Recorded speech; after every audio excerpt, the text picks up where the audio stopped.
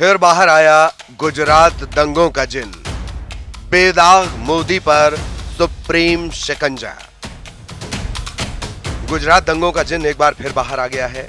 वो दंगा जिसके दाग अभी भी पीएम नरेंद्र मोदी पर लगे हैं, भले ही उन्हें बाद में एसआईटी ने क्लीन चिट दे दी हो। बेदाग मोदी के खिलाफ लगातार मोर्चा खोलने वाली जाकिया जाफरी की सुप्रीम चुनौती एक बार फिर उठ खड़ी हुई है। वही जाकिया जाफरी जिनके पति कांग्रेस के पूर्व सांसद एहसान जाफरी की मौत इन दंगों में हो गई थी। जाकिया जाफरी उस वक्त से न्याय की लंबी लड़ाई लड़ रही हैं बिना थके। उन्होंने एसआईटी द्वारा मोदी को दी गई क्लीन चिट को चुनौती दी है।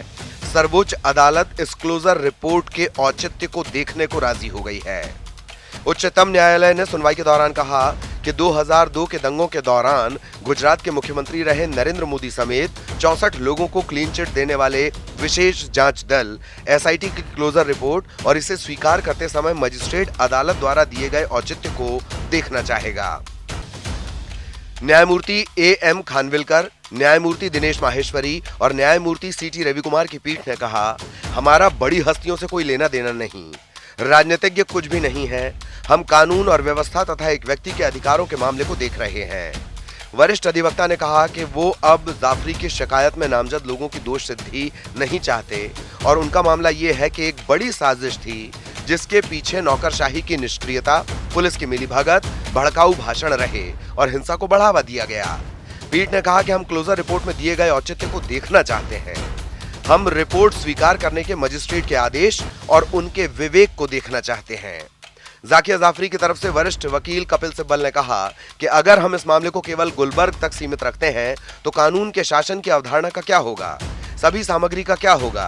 अदालत जो करती है उसके आधार पर एक गणतंत्र खड़ा होता है या गिर जाता है। सॉलिसिटर जनरल तुषार मेहता ने कहा कि मूल शिकायत जाकिया जाफरी ने दर्ज कराई थी, जो अहमदाबाद में गुलबर्ग सोसाइटी में रहती थीं।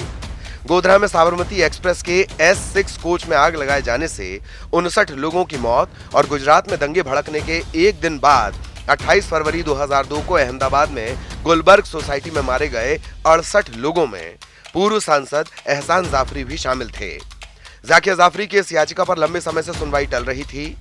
इससे पहले एसआईटी ने 8 फरवरी 2012 को मामला बंद करने के लिए रिपोर्ट दाखिल की थी। एसआईटी ने अपनी रिपोर्ट में नरेंद्र मोदी समेत 59 लोगों को क्लीन चिट देते हुए कहा था कि उनके खिलाफ मुकदमा चलाने योग्य कोई साक्ष्य नहीं है। इसके साथ ही निचली अदालत ने एसआईटी की रिपोर्ट के आधार पर इन आरोपियों को क्लीन चिट दे दी थी। इसके खिलाफ जाकिया मेट्रोपॉलिटन मजिस्ट्रेट की कोर्ट में गई थीं। वहां याचिका खारिज होने के बाद जाकिया जाफरी गुजरात हाईकोर्ट गईं। अक्टूबर 2017 में जाकिया की याचिका हाईकोर्ट ने भी खारिज कर दी।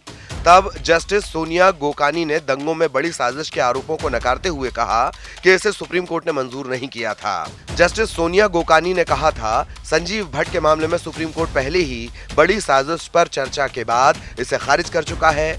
मैं इस पर आगे नहीं जाना चाहती। बड़ी साजिश के आरोपों वाली याचिका खारिज की जाती है। हाईकोर्ट ने दंगों की दोबारा जांच करने से इनकार और इसमें किसी बड़ी साजिश के आरोप को रद्द करते हुए जाकिया से कहा था कि वो चाहे तो सुप्रीम कोर्ट भी जा सकती हैं। इसके बाद जाकिया सुप्रीम कोर्ट गईं और वहां उन्होंने याचिका दायर की। गुजरात में ये दंगे गोधरा में एक ट्रेन में आग लगने के बाद शुरू हुए थे, जिसमें 59 लोगों की मौत हुई थी। गुजरात में अलग अलग जगहों पर जो दंगे हुए, सरकारी आंकड़ों के मुताबिक उनमें कुल 1044 लोग मारे गए, जिनमें 790 मुसलमान और 254 हिंदू थे। गुजरात के दंगों के मामले में 450 से ज्यादा लोगों को अदालतों ने दोषी ठहराया है। इनमें से लगभग 350 हिंदू और 100 मुसलमान हैं।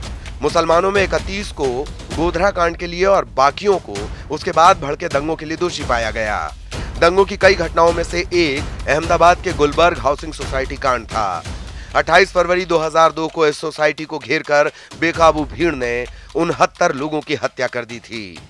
मृतकों में इसी सोसाइटी में रहने वाले कांग्रेस के पूर्व सांसद एहसान जाफरी भी शामिल थे। गुजरात सरकार दंगों को काबू करने में नाकाम रही थी। तीसरे दिन दंगों को काबू करने के लिए सेना उतारनी पड़ी थी।